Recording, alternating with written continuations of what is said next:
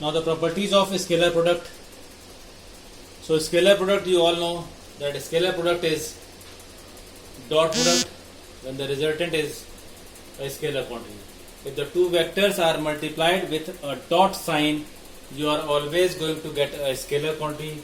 Generally it is represented as A dot B vector is equals to AB cos theta, where A is magnitude of vector A, B is magnitude of vector B, and cos theta, where theta is angle between the two vectors.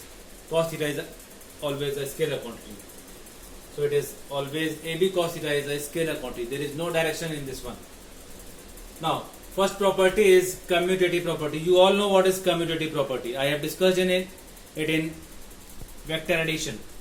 If A plus B is equals to B plus A, it is commutative property. Similarly, in scalar product, if A dot B is equals to B dot A, then it follows commutative property. So here vector A is this, vector B is this, angle between the two vectors is theta.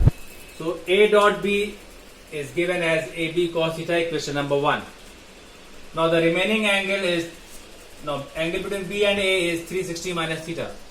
So B dot A, this is A dot B, this is B dot A, is equals to BA cos 360 minus theta. 360 minus theta is this angle. Now if you have read in mathematics, there are 4 quadrants.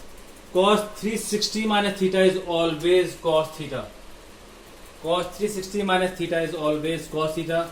So B dot A vector becomes BA cos theta.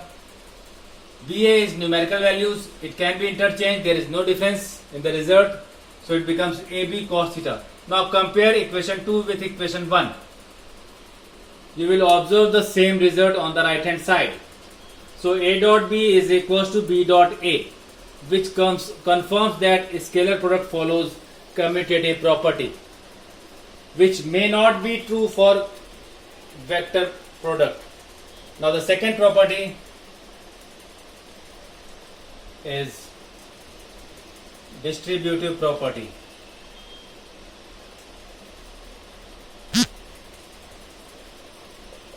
This property can be asked in the examination.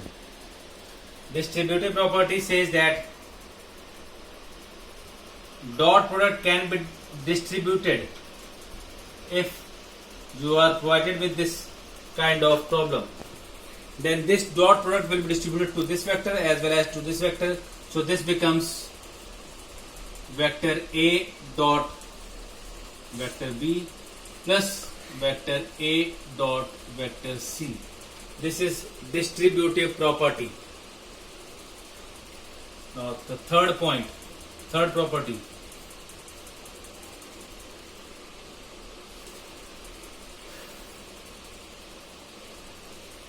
Product of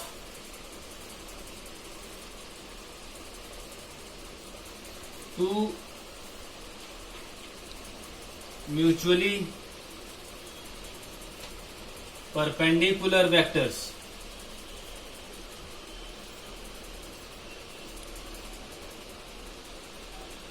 is always 0. Which product? This is a scalar product of two mutually perpendicular vectors is always 0. In converse, if the scalar product of two vectors is 0, that means these two vectors are mutually perpendicular. Perpendicular means theta will be 90 degree. So vector A dot B is equals to AB cos 90. Cos 90 is 0. So this is 0. So if the two vectors gives their dot product as 0, that means the two vectors are mutually perpendicular. Now for the orthogonal vectors, as you all know that orthogonal vectors are mutually perpendicular. So for the orthogonal vectors,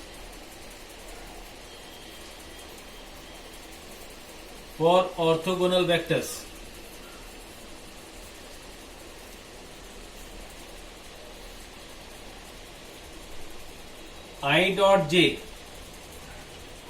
1 into 1 cos 90, that is 0. I dot j is 0. J dot k equals to k dot I is also 0. So that means I dot j, j dot k and k dot I is always 0. These are the three properties which I have discussed today. Rest properties and applications will be discussed in the next class. Thank you.